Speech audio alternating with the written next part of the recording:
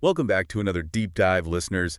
Today we're going to explore, well, I guess a really foundational story. One of those kind of got to know to grasp later stuff. Oh, absolutely. Yeah, so we're going to be delving into the story of Jacob. He's also known as Israel, right? That is right. And his whole family moving from Canaan down to Egypt. Big move, big implications. Huge, yeah. And there's a lot to unpack there, especially when you consider the context. It wasn't just like, oh, let's pack up and head south for the winter. Right, exactly.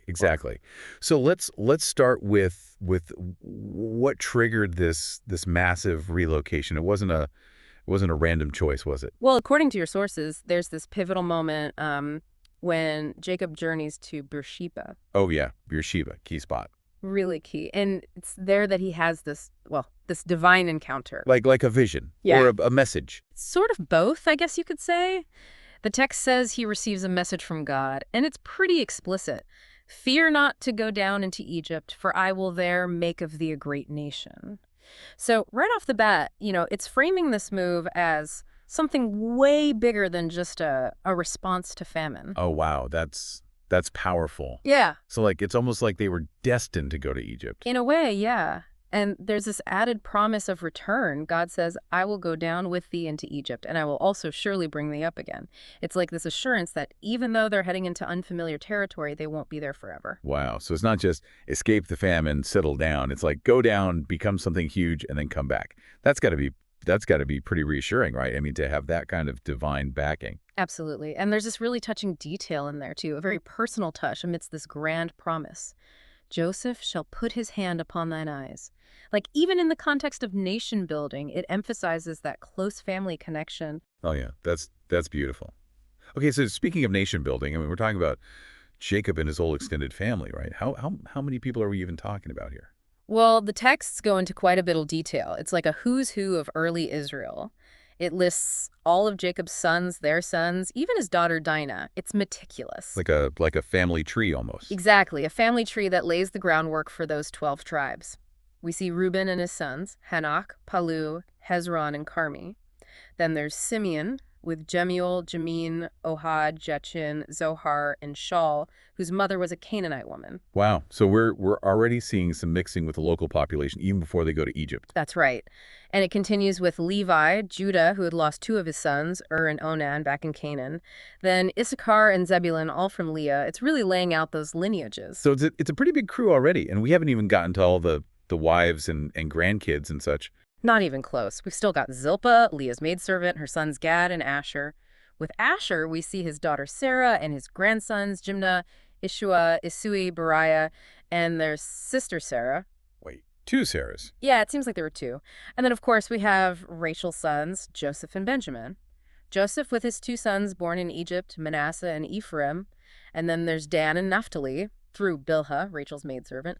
All in all, it adds up to a pretty substantial number. Yeah, and the text specifically says this is just Jacob's direct descendants, so 70 people, not including, like you said, all their wives. Exactly. It paints this picture of a sizable clan on the move, really starting to fulfill that promise of becoming a great nation even before they fully settle in Egypt. And it wasn't just like a haphazard arrival, right? I mean, there was some planning involved in how they entered Egypt. Oh, yeah, definitely. The text mentions Judah being sent ahead to Joseph with specific instructions to direct his face unto Goshen. So like an advance party? Exactly, to sort of prepare the ground, so to speak.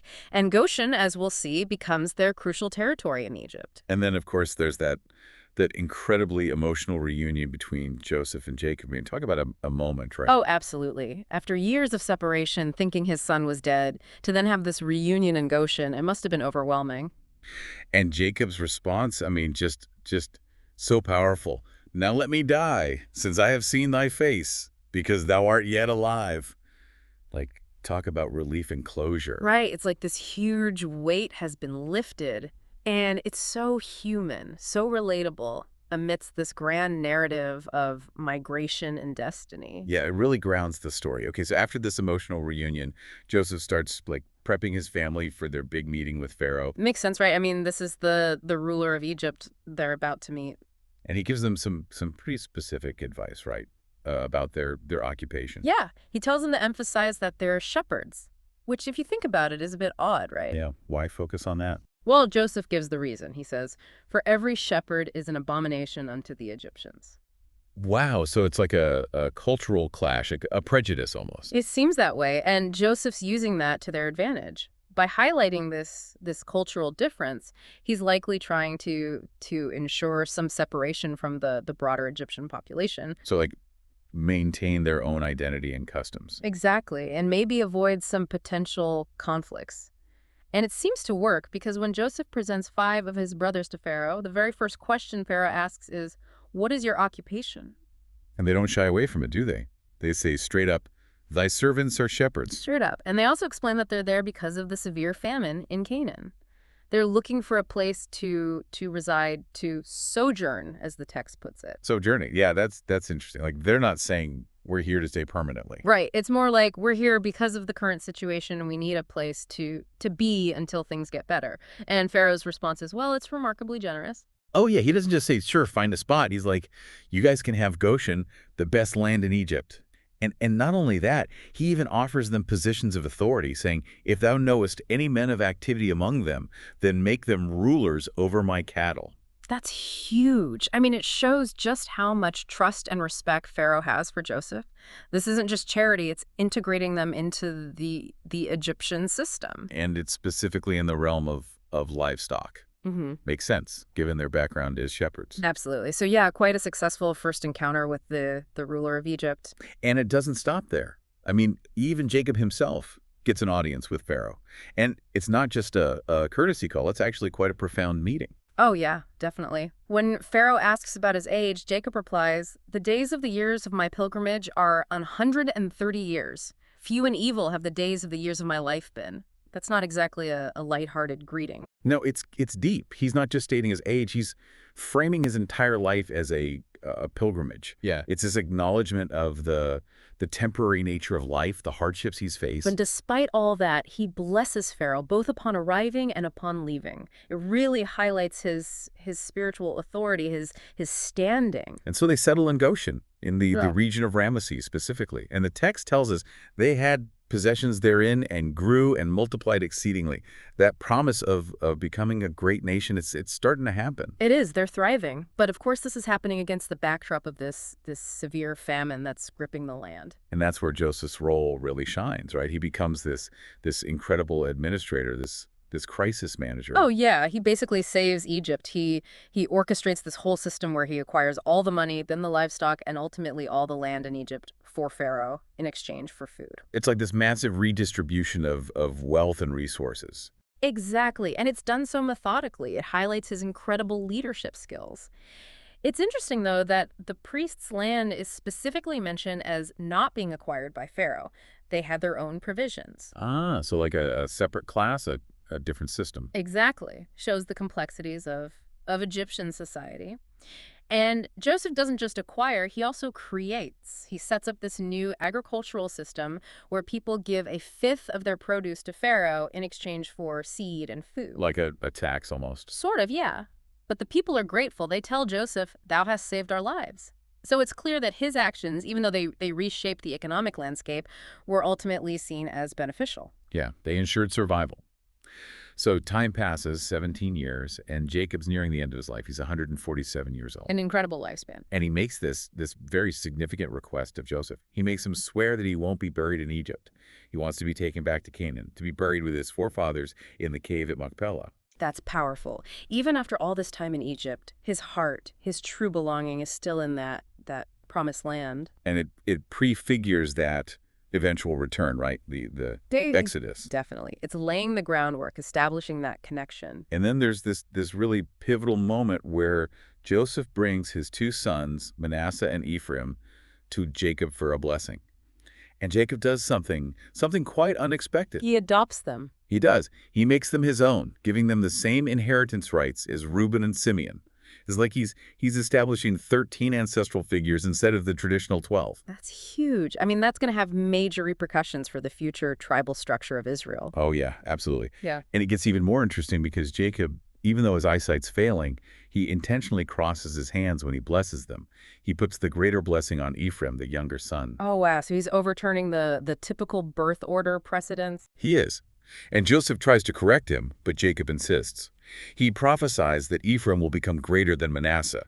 His descendants will be a multitude of nations. It's like he's seeing into the future, seeing the destinies of these two branches of Joseph's family. And then he gathers all 12 of his sons for one final act, one final message.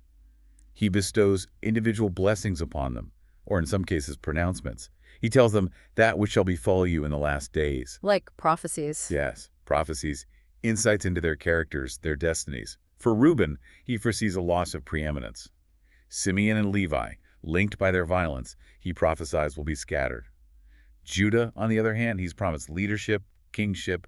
The scepter will not depart from his line. Any others? Zebulun will be associated with the sea, Issachar with a life of service, Dan with judgment, but also with a certain cunning. Gad will face adversity but overcome. Asher will have abundance, Naphtali eloquence, and Benjamin, he'll be fierce like a wolf. Joseph gets a particularly rich blessing, filled with imagery of fruitfulness, strength, overcoming opposition. It's clear he's set apart, even from his brothers. So it's like this blueprint for the future of the tribes of Israel. Exactly. And then, shortly after this, Jacob dies. Joseph mourns deeply. There's a 40-day embalming process, and then 70 days of mourning observed by the Egyptians. It's a huge show of respect, especially from the Egyptians. It is. And then comes the journey to Canaan for the burial. Joseph gets permission from Pharaoh, and this huge procession accompanies him, filled with Egyptian officials, elders. They even hold a 7-day mourning period at the threshing floor of Atad. Making quite an impression on the local Canaanites, it seems. Oh yeah, they even renamed the place Abel Mizraim, meaning mourning of the Egyptians, because they were so struck by the intensity of the mourning. So even in death, Jacob, and by extension his family, are making their presence known in their ancestral homeland. And after the burial, in the cave of Machpelah, Joseph and his brothers return to Egypt. But with Jacob gone, a fear starts to creep into the brothers' hearts. Oh, like now that their father's not there to protect them. Yeah, they start to worry that Joseph might, seek revenge for how they treated him all those years ago. Understandable, given their history. And so they send him this message, claiming it was Jacob's dying wish that he forgive them. It's clearly a fabrication, but it shows how scared they are. And how much guilt they're carrying. And Joseph's response, it's incredible. He weeps when he hears their plea, and he says, "Fear not, for am I in the place of God? But as for you, ye thought evil against me, but God meant it unto good, to bring to pass, as it is this day, to save much people alive." Wow. He's not just forgiving them, he's putting it all in this bigger perspective, recognizing that even their bad actions were part of a larger plan. Exactly. He's showing a level of understanding of maturity it's remarkable. And he promises to continue to provide for them, to take care of them. So he's not just letting go of the past, he's reaffirming his commitment to them as their leader, as their brother. And he lives a long life, sees his grandchildren, great-grandchildren even. But as he's nearing the end, he echoes his father's sentiment. He prophesies that God will eventually bring them back to the promised land, and he commands that his bones be carried back with them. Just like Jacob, that connection to their homeland, it never fades. And so Joseph dies at the age of 110, and he's embalmed, placed in a coffin, waiting for that future exodus. It's an ending, but it also feels like a beginning, Oh, absolutely. It's setting the stage for the next chapter, the fulfillment of that promise of return. So we've covered a lot, haven't we? We've seen this family face hardship, migrate, rise to prominence, all while holding on to their faith, their identity. And we've seen the complexities of family relationships, the impact of leadership, the importance of remembering where you come from, even when you're flourishing somewhere else. So much to think about. What resonates most with you, listeners? What stands out from this incredible story? And here's something else to consider. Think about that final request, both from Jacob and Joseph, to be buried back in Canaan. What does it say about the power of a homeland, the pull of heritage, the enduring hope for a future, even in the face of death? It's a powerful image to end on, and it really sets us up for what comes next in their story. Thanks for joining us for this deep dive, everyone. We'll see you next time.